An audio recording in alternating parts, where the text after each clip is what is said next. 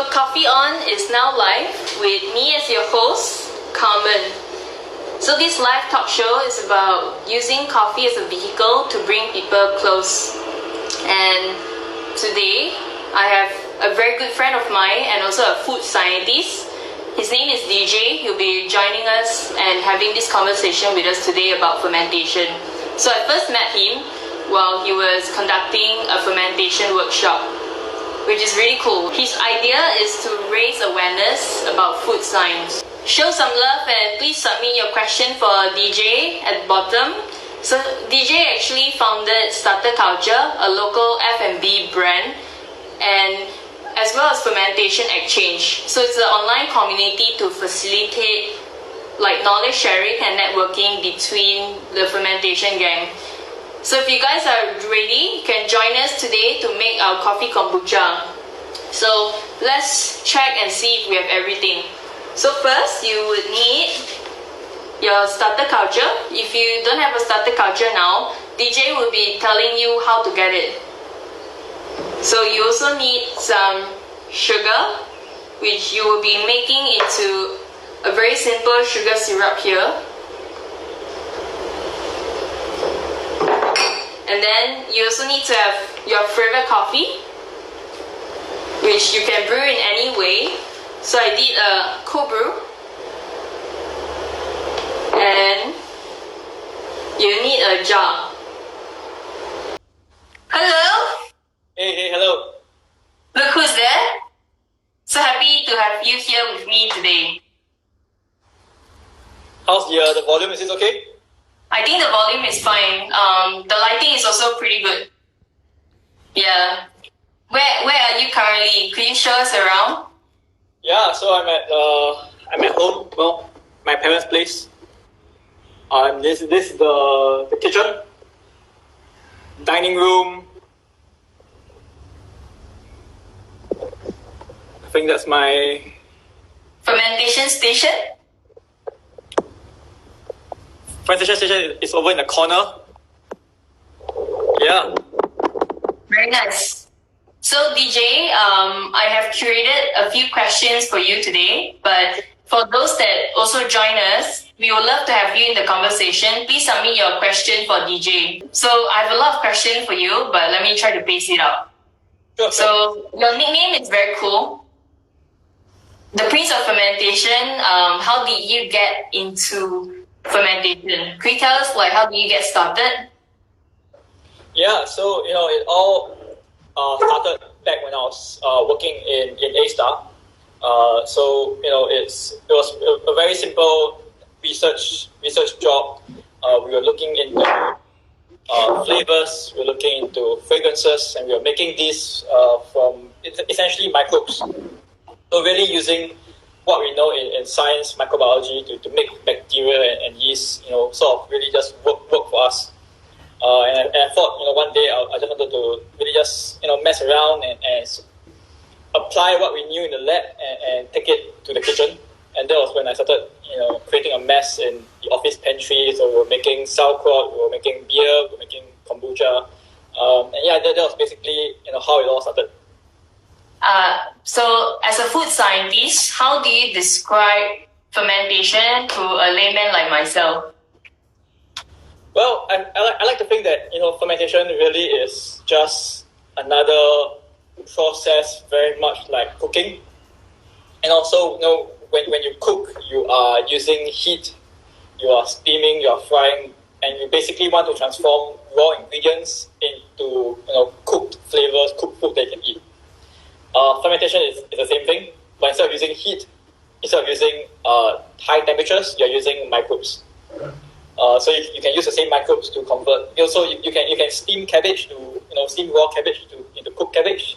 You can also use microbes to convert raw cabbage into kimchi, sauerkraut that you can also eat. And that's essentially the same. Yeah. You mentioned also it's about taking one ingredient and add value to it, right? With fermentation. Yeah, of course.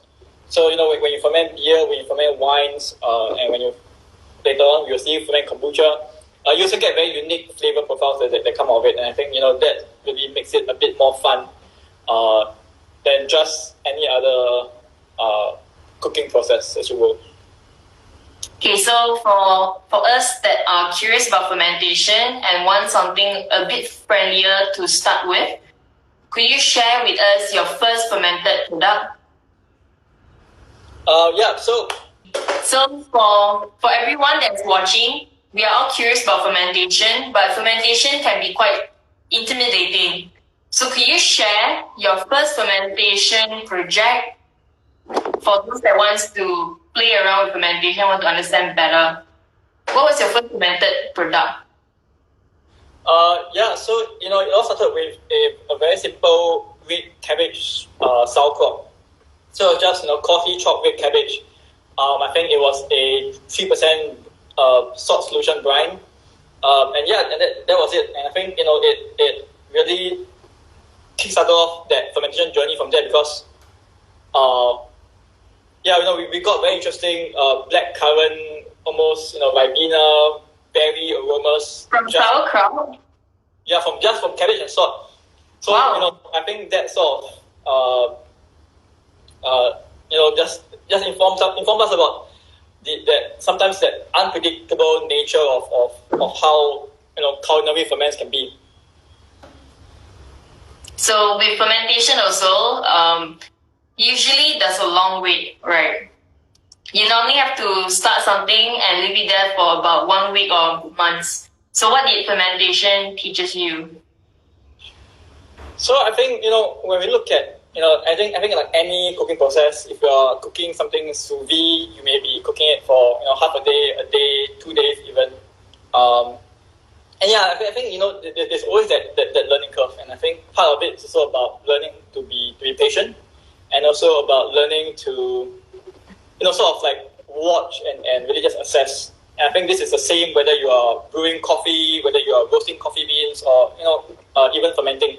So it's really just about daring to try, to ask, to learn, and just looking to improve with every batch, no matter how long it is. Mm-hmm. Yeah.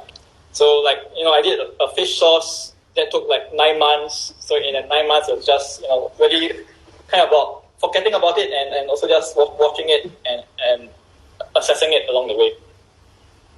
What is the main difference between fermentation and spoilage? Well, I think this can be quite tricky sometimes. For me, really, spoilage is what I would call unwanted or uncontrolled fermentation, right? So you may associate it with rotting.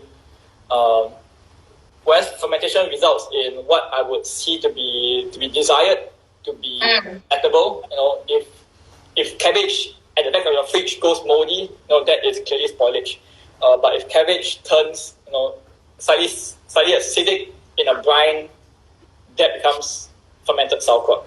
So really, it can be a weird line sometimes. You do get accidental surprises as well. So and it really depends on where you come from. So like for tempeh, so overripe tempeh can be seen to be spoiled, but in some areas can be seen as a delicacy as well. So yeah, it can be quite a funny, fuzzy line sometimes. Alright, so let's answer a couple of questions from the crowd. So we have got an interesting one. So wow, that sounds very fizzy, very alive. This is my espresso soda. So do you think we can substitute coffee for fruits for this recipe? Yeah, I mean, if you are using fruits, if you're using tea, then it becomes most like a regular tea kombucha or fruit kombucha. We are tailoring this recipe specifically for coffee. So I think the idea, when we came out with it was to find a way to use slightly coarse or even slightly older beans that you may not want to brew and drink with. So we want to find a way to convert it into a product of value, and that's how we came up with this coffee kombucha recipe. So I think it really is about improving the value of things that you may otherwise not be using or you may otherwise discard. Yeah, but sure. Yeah. For those that doesn't have a starter culture. The question from Cloud Girl, if I don't have a starter culture, can I do without it? Maybe you could share with us where you can get it. Yeah, so I mean, I think the problem with kombucha is that you do need kombucha starter to make kombucha. You know, some people get it from online communities. So we ourselves we create such a community online on Facebook. So if you get starter cultures from there free, you know, some places also do sell commercial kits for people to get started on kombucha, and that's something that we are working on. Thank you for sharing. What other questions are there? Let me see. Scott, a question for you. How do you get 3% brine from? Yeah, so 3% brine is essentially a 3% salt solution. So when we say percent, we're looking at weight by volume. So if I'm making 100 ml of water, of brine, I need 3 grams of salt. If I'm making a liter of brine, I need 30 grams of salt. So it's really just a very simple math and percentage game. Okay, so now that we have gotten a little bit closer and we know DJ a little bit better, he will be doing a ferment along with us today. We will be making coffee kombucha. So let's run through the ingredients and the tools needed. I can't wait. Yeah. So I mean, of course, we need coffee. So here we're using beans that you have generously provided. So this is actually a Kenyan coffee, pre-launch and pre-release as part of our season 2 coffee. It's dry and juicy, and it's very fruity. That will be really nice with the coffee kombucha. So I'm using my favorite coffee, which is Ethiopian suke kuta wash in this. Okay, the next. Right, we will also need sugar. Sugar. Yep. So you can use granulated sugar, or you can get ahead and make a sugar syrup like I've done here. So this is a simple syrup. Sugar, water, 1:1 ratio. You can also use honey or brown sugar, right? Yeah. So I like to use raw sugar because I think that it contributes a little texture, a little roundedness to the flavor. But white sugar works perfectly as well. Okay, then we have the most important ingredient, right? Yes. The starter culture. What is starter culture? So starter culture is essentially, a collection of microbes in kombucha. We like to call it a SCOBY. So that's a symbiotic culture of bacteria and yeast. Essentially, different bacteria, different yeast working together to give you kombucha. So it's a very, it's quite a unique product because it's quite a unique collection of microbes, and that gives it that kombucha-y characteristic flavor. And speaking of the starter culture as well, so most of us, when we look at recipe, they usually encourage us to use the layer of SCOBY instead of liquid like this, right? So what's the main difference? When I ferment kombucha, I don't like to use that particle, that gel, just because it's a bit of a hassle. You don't need to use it to make kombucha. Just the liquid is fine. Some people like to use the gel just because they like to see something tangible, like a whole weight. But to me, if you are touching it, if you're holding it, that increases the risk of contamination, that increases the risk of failure. So I would rather just not deal with it altogether and just use the liquid. Okay, so we have got coffee, we have got sugar, we have got starter culture and water. That's all we need, right? Yeah, that's all we Shall need. we? Kombucha is a very simple 4-ingredient process. Yeah. What are you drinking, by the way? So I was drinking my espresso soda, just a simple espresso mixed with a bit of home carbonated soda water. I also have some kombucha here. Tasty. Okay, so let's get started. Yeah. So that's how you know a good kombucha, right? It's when it's so fizzy. That's very good. Yeah. Now I'm getting quite thirsty. Cheers. Cheers.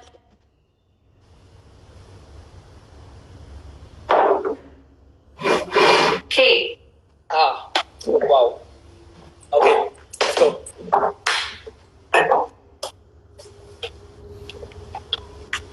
Alright. So first things first, we need to brew coffee, right? I like to use, it really depends on how you like to brew your coffee. There are two ways that we can do it. We can either do a batch style brew, or we can do a cold brew. So you're doing a cold brew, it's quite straightforward. You essentially want to infuse 10%. So again, that's about 100 grams of ground coffee in water, let's say in the fridge. So I think the recipe we're using, we are looking at 100 grams of coffee in a cold brew skip in about 700 ml of water. Yeah. So today we're going to mimic, so that's what I've done. So we can also mimic a hot brew, so to speak. So I'm just using coarse ground coffee. And I'm using my French press to do a quick steep. Hi, Jaden. Jaden joined the chat as well. #0. Thank you. Yeah, so I've got 100 grams of ground coffee here. And I'm going to add another 100 ml of water.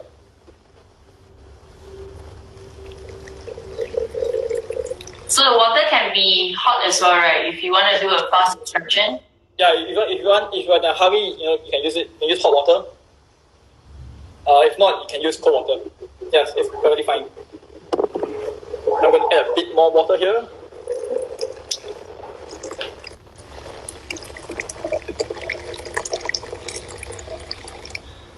This is what we call the ASMR. Yeah. So I think the recipe that we are using, we wanted to first steep 100 grams of coffee in 350 ml of water. 100 grams of coffee in 350 grams of water, right?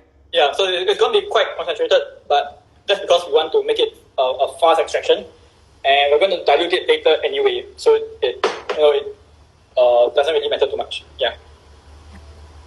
Okay. So what's the next step? Right. So while that is sitting, we can prepare our simple syrup. So you haven't already prepared it. So this is 80 grams of sugar, and I dissolve this in 100 ml of water. So slightly more than a 1-to-1 ratio. So once we have this, we want to quickly cool it. So once everything is dissolved nicely, then we just want to cool it with another 100 ml of water. All right.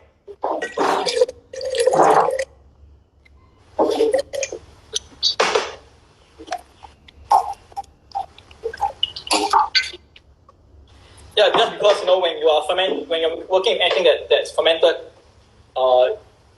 your water, your temperature too hot. If it's too hot, that basically kills the microbes.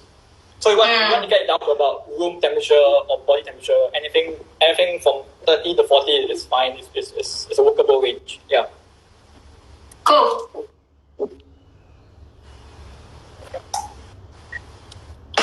And of course, we want to also prepare our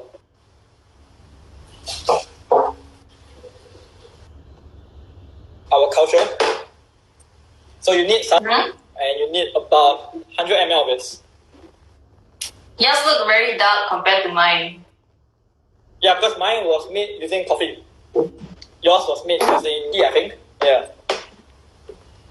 So DJ, I heard a little bit told me that at the end of this live show, you would give us a discount code, right, that we can use to buy this. Is that right?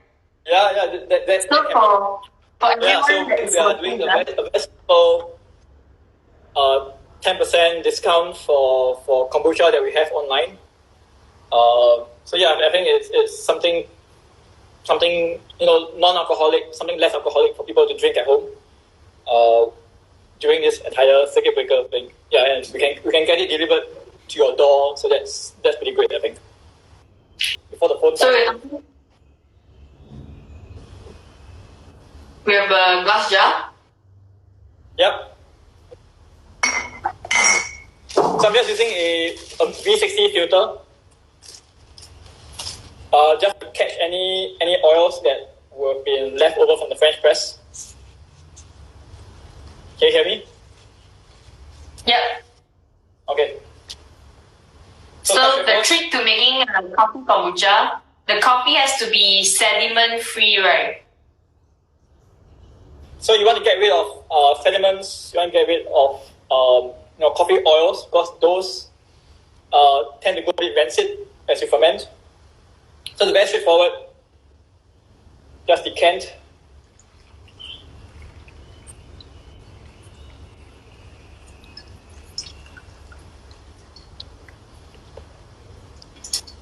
Yeah, so I woke up early today, so I did it already. A very improvised rig that we have. Yeah, so as it's draining, we can prepare everything else that we need.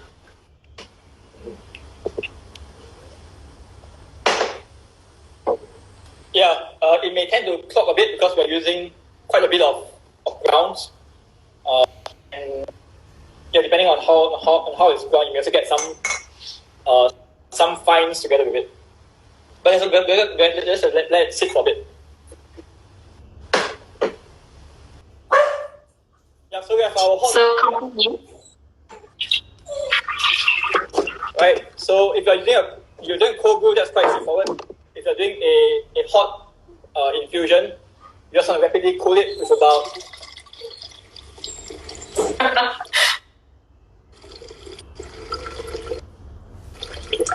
Okay. I just want to put in water. Yeah. So yeah, so once it's cool, then it's workable. So yeah, so it's a bit warm, but that's still fine. Mm-hmm. So let me look at my math again. So how much coffee solution do you need? Yeah, so this is my diluted coffee brew. So to this, we'll add our sugar.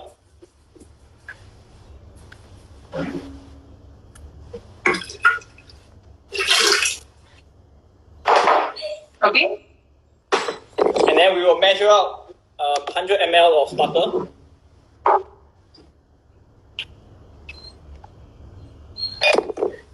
So I'm using a beaker to measure, but if you have a weighing scale, you can use it to measure in grams as well. Yeah. So just 100. 100 ml, and let's add it in. Yeah, so this is essentially your kombucha. It's pretty straightforward. I'm going to give this a slight wipe. Okay. Yeah. So that's it. And then so next step we have to cover it, right? Yeah, so kombucha is interesting because it proceeds in a two-step fermentation. So the first step really is about you just need to cover it. So you can use any clean kitchen cloth. I'm using. So the idea is that you want to let air almost let it breathe, but you don't want dust or pests to get in. How long do you let this sit for? How long you let it sit for? There's no right or wrong way to brew it. I think you can brew it according to whichever recipe that you like, whichever recipe that you are familiar with. A stronger, more extracted coffee flavor, let it steep longer. If you don't like it to be that, almost that astringent or that bitter, you can steep it for a shorter time, use a cooler temperature. I think, the coffee isn't so much of the focus here, but more of the fermentation, right? Because especially if you're using slightly older, slightly more stale coffee beans, then it's not to see how you can use fermentation to change the profile of the drink. So I'm using a cheesecloth, but you can also use kitchen towel or anything clean, right? You just want to cover so that it has warm, but you want it to breathe, right? Yeah. So you can use any cloth as long as it's not too, because if it's porous enough for flies to go in, then I think that sort of like defeats the purpose of having a cover. So how do you prepare? Because fermentation is tricky, you have to make sure that your working station is always clean, right? So Jacqueline asks, how do we prep the glass jar? Is it simply washing it with soap, or do you have to boil it with water? Yeah, that's a very good question. I think in general, in my experience, a very simple wash, rinse, soap if necessary is sufficient for kombucha. It's not a very tricky, it's not very finicky, it's not very picky in a sense. It's quite a robust fermentation, and we are using quite a lot of starter culture, so that again helps to help it go right. So nothing. You can use hot water, you can use sanitizer, but those I find aren't that necessary.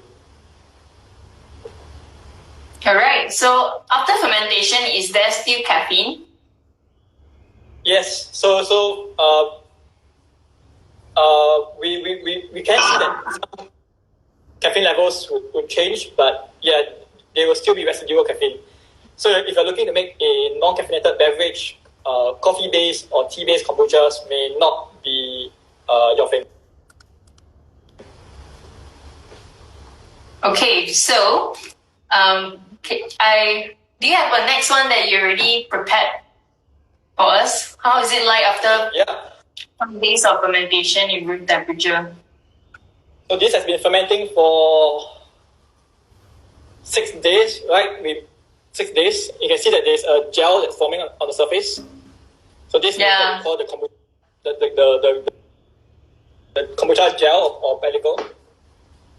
So it's a very natural byproduct of fermentation. It's completely natural. It's essentially the same material as plant fiber. It's cellulose, and it's also what you would see in nata de coco. So it's essentially the same thing. So once your kombucha has been fermenting for 5-6 days, about a week, then it becomes like this. And what you want to do is to bottle it. So over here I've got a small, and what I like to do is add a bit of sugar to it. So this is about 1%. So if my bottle is 150 ml, I will add about 1 to 2 grams of sugar. So this helps. This is what we call priming, and this helps to build carbonation in the drink. What do you call it again? Priming. Priming, yeah. So we have it in. It's also known as like secondary fermentation, right? Yeah. So some people call this a secondary fermentation. It's a very straightforward process. Some people like to add fruits or spices into the secondary ferments. I personally don't. It's just coffee kombucha sugar. Anyway, how does coffee kombucha taste? What should we expect out of it? Yeah. So from the kombucha fermentation process, we expect it to be a bit sour. So almost like a fruity kind of acidity. And I think ideal kombucha should always be balanced. So you should get some residual sweetness from the sugar that you're adding. So it needs to be sweet be a bit on the tart, on the sour side. You should also get a nice coffee aroma profile depending on the kind of coffee they use. So we're going to bottle it. So we've added our sugar and our kombucha into this small glass bottle. So I'm using a crown cap to cap it.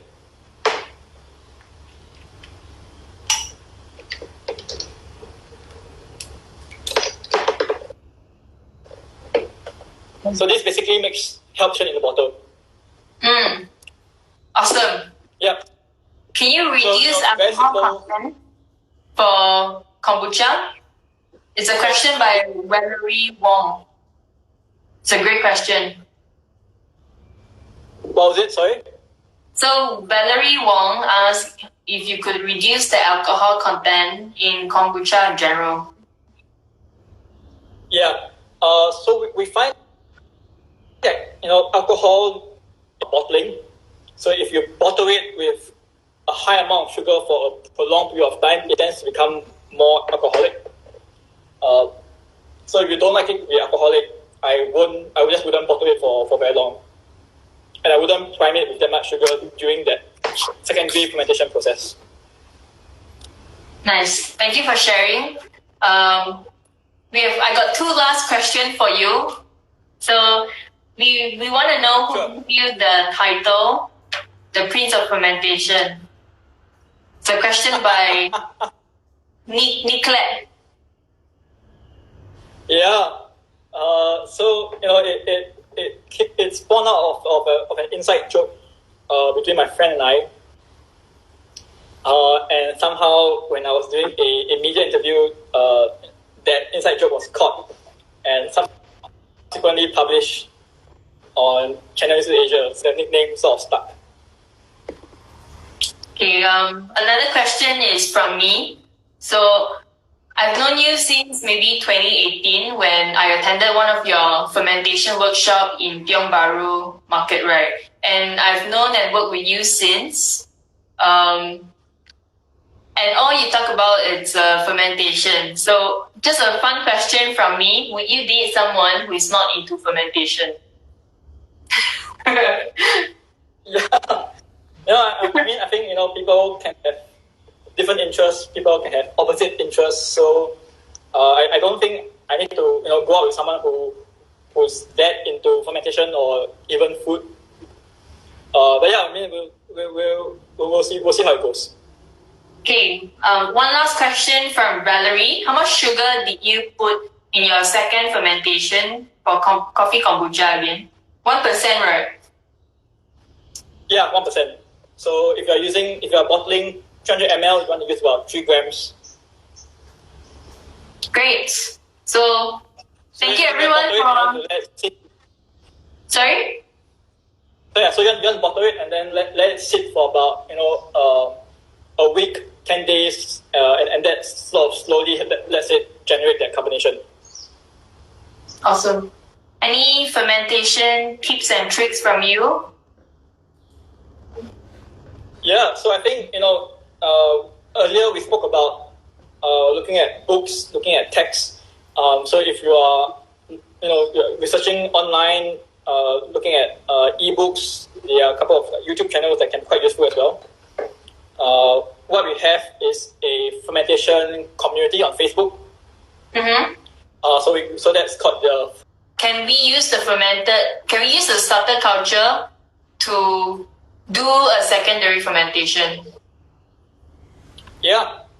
So, basically your primary fermentation becomes your starter culture, and you can do with it however you wish. You can cook with it. You can use more to ferment more. Okay. Thank you for joining us today, DJ. And thank you everyone who is watching this Coffee On live show with us also, and for bearing with the hiccups that we had earlier. So if you think DJ needs a new phone, please support him and buy his kombucha at... What's your website again? Yeah, so we are on the 1925 Brewing Company online store. So we will post a link on Instagram as well. So if you didn't catch it, yeah, the promo code is food for thought. Food for thought. Alright. So you can rewatch this live stream on YouTube at PPP Coffee, and you can also join the J's group discussion and follow them on Instagram. So the Facebook group discussion is called Fermentation Exchange, and you can follow them on Instagram, starterculture.sg. So if you are making coffee kombucha with us, just hashtag and show us hashtag coffee on and tag both PP Coffee and Starter Culture to show us your baby. So till then, stay home, stay safe, and coffee on. Cheers! Bye bye!